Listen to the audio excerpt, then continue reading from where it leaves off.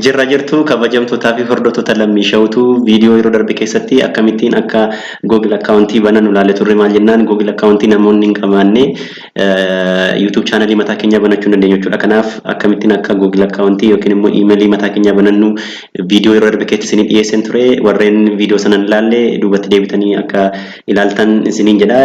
Viidiyoo sana keessatti email maal jedhu baneen ture jechuudha. Ifa barii kan jedhu email akkasii account akkasii baneen ture. Kanaaf email sana fayyadamne akkamittiin har'a YouTube channel mataa keenya itti banannee birrii mataa keenya itti hojjennu sin agarsiisa jechuudha. Na hordofaan affeerraa kiyyaa kallachumaan gara viidiyoo keenya har'aatti seenna jechuudha. Kanaaf jalqaba irratti maal goona jechuudha. Browserii banna. Sanaan booda browserii irratti maal jennee galla jechuudha. youtube.com jennee seenna. youtube.com jedheen seenna. Sanaan booda YouTube naaf bana. YouTube channel mataa kiyyaa banachuuf maalan godha jechuudha. Bakki kana dhufneeti sign in goona jechuudha. Email bananne sana sirratti galchina jechuudha. Shirrattan okay jedha. Maanna jechaa jira. Email address kee galchichaa jira. Emailin video kiyya isa duratti itti banee maal jedha ture? Ifa barii ture. Ifa barii tokko @gmail.com emailin yeroo darbe banee sana galchichuudha. Erga kana galchee booda maalan jedha? Kun ofitti kanarratti next jedha jechuudha. Sanaan booda gan next jedhee booda password kee galchina jechaa jira. Password email kiyyaan galcha. Next jedha. Sanaan booda kunoo naaf baneera jechuudha. Maqaan ani bane ifa baree waan ta'eef image itiin yookiin immoo qubee itiin kaayera. Kanaaf qubitti kanarratti bakka kanatti click gooneeti maal goona jechuudha. Account mataa keenya yookiin immoo YouTube channel mataa keenya bananna jechuudha. Kanaaf kunoshitti kanarratti click han godhani. Sanaan booda maannaan jedha. Kunoshitti kanarratti maal jenna jechuudha. Create a channel kan jedhu irratti click goona jechuudha. Yeroo sana maannaan jedha. Upload picture naan jedha. Maqaalee akka barreessu na gaafachaa jira. Maqaa channel kiyyaa ifa barii jechuun nan danda'a. Immoo maqaan barbaade kennuu nan danda'a. Fakkeenyaaf ifa jedheen Oroo jedheen ifa Oroo media. Sanaan booda create a channel kan jettu kanarratti hambu'achuudha. Kanaaf kunoo naa banameera jechuudha. Channel mataa kiyyaa viidiyoo tokko illee qabu ammaa fi playlist tokko illee qabu. As jala information tokko illee jiru, discussion homtuu hin jiru. Komentoonni maal hin jiranii about kiyya illee waa tokko illee gunnee guyyaan banne qofatti ma October 9 2021 jedha. Sanaan booda maal goona jechuudha. Setting tokko sirreessuu qabna. Kana jechuun verify gochisiisuu qabna jechuudha.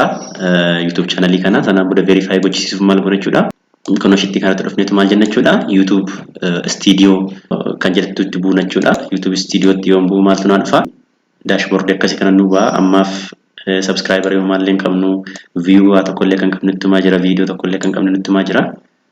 Sanaan booda maal goona jechuudha.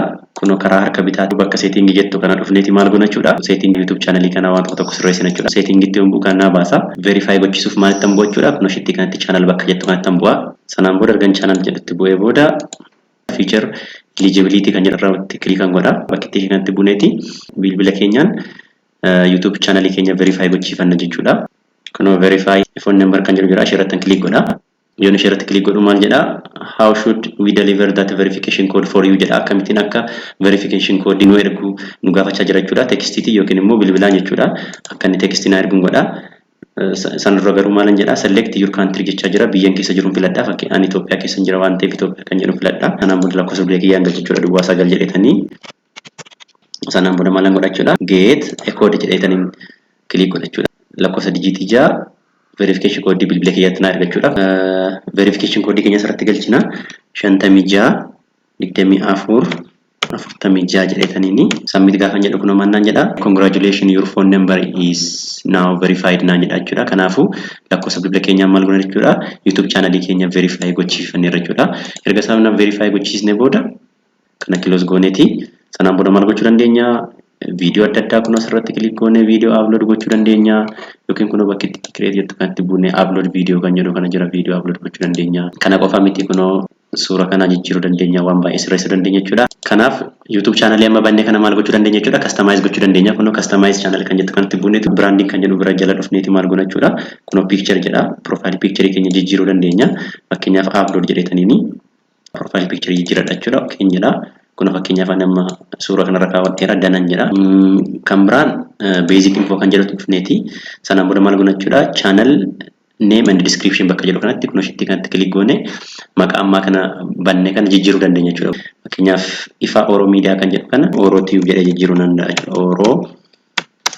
Oro Tube jedhee maqaa isaa jijjiiruu danda'a jechuudha. Kun description waa'ee YouTube channel keessanii bakka itti barreessan kunis kanarra jirti. Sanaan booda barbaaddan add language bakka jedhu kanatti language dabaluu dandeessu. Dhumarratti maal jenna jechuudha? Publish jenna jechuudha. Yeroo sana maal nuta jechuudha? Information amma change nuta jechuudha. View channel gaafa jennu kun maqaan isaa Oro Tube itti jijjiirameera jechuudha. Setting isaaf yeroo booda sirreessuu dandeessu jechuudha. Kanaaf asirraan upload video jettanii video keessan asirra gadhiifachuu dandeessu. Kun Lamishow tuubiidha. Yeroo ta'an keessatti immoo sirreeffama yookiin settingii YouTube channel kana afaan wal qabatan kanneen afaan qabadhee isinii dhiyaadha. Agasitti nagaa ta'aa isiniin jedha. Yeroo gaarii isiniif haa ta'u. Bye bye.